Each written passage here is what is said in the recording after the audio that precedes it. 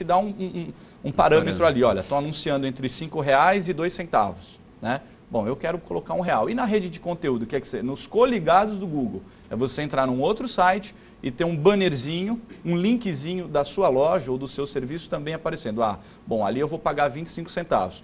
Agora, fazendo um gancho com o que você falou, que é muito interessante, ele mencionou com relação à oferta, poxa, que também tem os direitos, que a gente vai lá, vai até o JEC, o Juizado Especial Civil, e você tem as leis do mesmo jeito, não é que não existe leis no mercado. Só que nesses sites, quando você faz o contrato, muita gente, além de não ter preparo, não lê.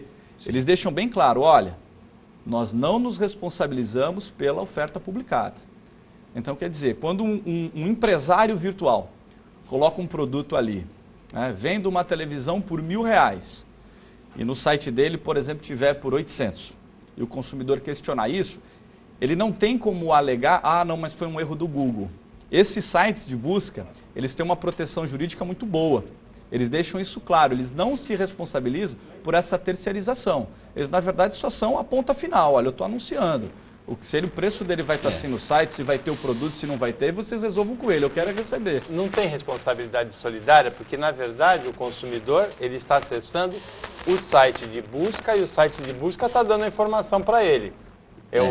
O site de busca não é solidário? Então, é até possível essa discussão, mas na verdade o que se entende aí, que o Cláudio colocou, é que o site de busca ele exaure a sua função a partir do momento que ele coloca em contato o comprador com o vendedor. Tem outros sites, né, que também se encarregam dessa aproximação e que eles deixam bem claro em relação a essa responsabilidade, que o serviço deles termina com essa aproximação, digamos, do consumidor com o fornecedor. Agora, quando a gente analisa aqueles que buscam o site, se a gente não pensar só no consumidor, em relação ao fornecedor, é plenamente válida essa ressalva, né? Porque eu posso limitar a responsabilidade justamente por não incidir o Código de Defesa do Consumidor. Diferente seria em relação ao consumidor, o destinatário final, que adquire o produto ou contrata aquele serviço. Agora, Cláudio, o vendedor, aquele que fez o contrato com a página de busca, que pode ser o Google, no caso, ele vai pagar por cada clique naquela palavra, jornalismo de televisão, ou conserto, manutenção de PCs, ou ele vai pagar quando for clicado no anúncio dele? Depois do intervalo, o Cláudio vai responder isso aí. Voltando com Notícias em Debate, ao vivo, hoje participam dois convidados, o Cláudio, que é especialista em internet, o Cláudio Marcellini, e o Rafael Quaresma, que é advogado especialista na área de direito do consumidor. O Cláudio Marcellini é o fundador da primeira empresa de franchise virtual operando no Brasil. Você, telespectadora, você, telespectador, também pode participar do programa pelo 35632206. Uma porção de gente já ligou aqui. Ou pelo e-mail nd@tvb.com.br. Ainda não chegou nenhum e-mail. Todo mundo preferiu ligar. O que significa isso, hein, Cláudio? Significa uma mudança de comportamento. Recentemente, eu estava lendo sobre uma pesquisa que as redes sociais hoje é um meio de comunicação preferido dos internautas, deixando inclusive o e-mail em segundo plano. Chega a ser 2 vezes mais utilizado do que o e-mail. Então, enquanto o Twitter, o Orkut, por o exemplo, MSN... O Twitter ele já vem mais numa linha de microblogging, né? Vamos pensar assim num chat mundial. Você lembra antigamente daqueles chats que você entrava na internet de escada ainda? Você entrava e escolhia fazer amigos, aí aparecia um chatzinho e você se reunia com 10 pessoas. O Twitter eu vejo que nada mais é do que imagina um chat que o mundo inteiro participa. E aí você vai se conectando às pessoas que você se interessa, né?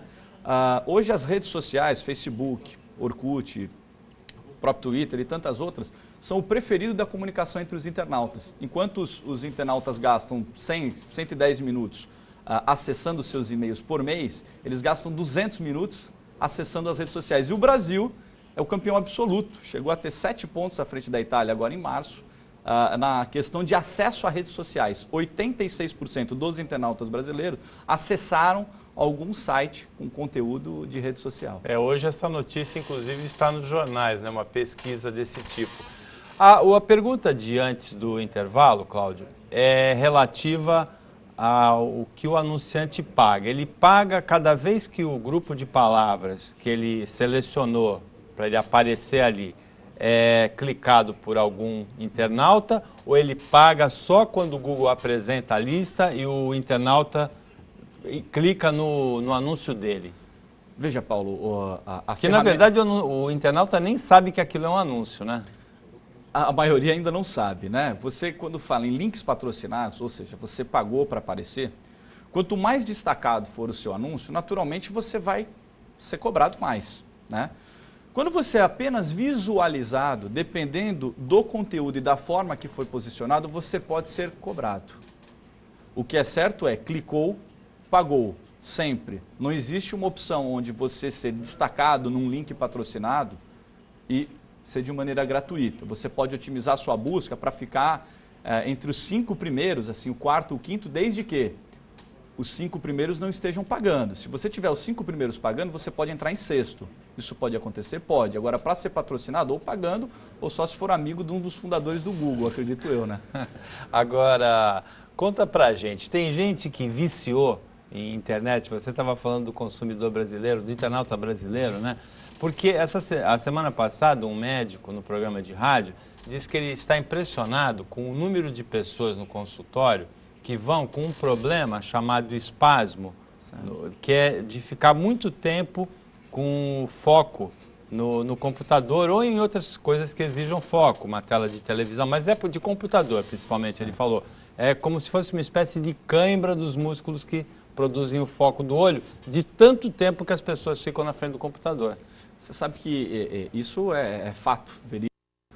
Existem, inclusive, algumas empresas, na nossa não é diferente, que a gente faz um trabalho de fitness dentro da empresa. Eu esqueci o termo específico agora, mas nós temos um profissional que vai 7 minutos por dia em cada setor da empresa para fazer uma ginástica. E essa ginástica evita uma série de questões ligadas justamente ao uso contínuo. Olhar o horizonte, por exemplo, não é? Por exemplo.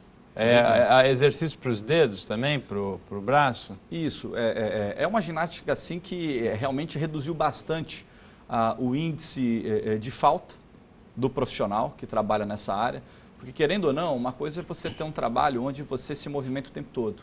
O indivíduo que trabalha como programador, um web designer à frente do computador, 8, 10, 12 horas por dia, não é tarefa para qualquer um. Realmente você pode ter uma cãibra no dedo, você pode ter algum problema de visão, começa a embaçar. Eu mesmo às vezes tenho isso. Eu fiz uma cirurgia a laser que até corrigiu, mas eu cheguei a sentir alguns probleminhas, né?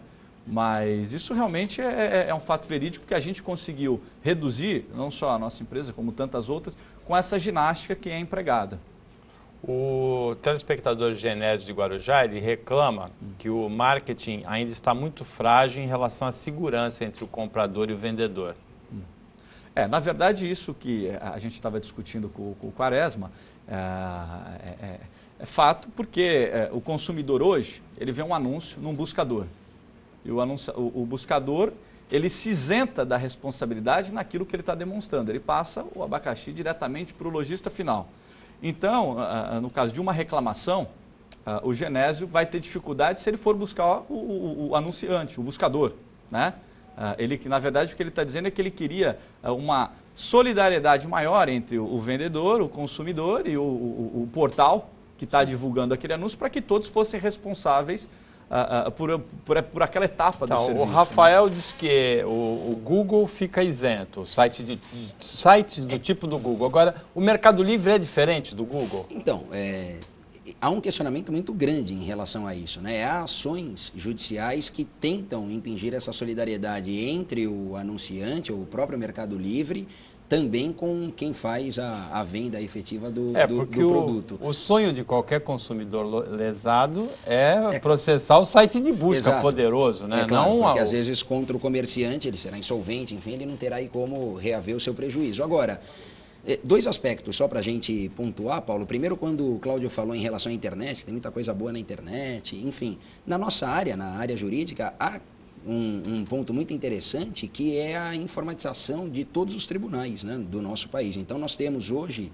já na internet, o Supremo Tribunal Federal, o Superior Tribunal de Justiça, o nosso Tribunal de Justiça de São Paulo, com os milhares ou os milhões na Justiça Paulista de processos informatizados. Então isso permite aos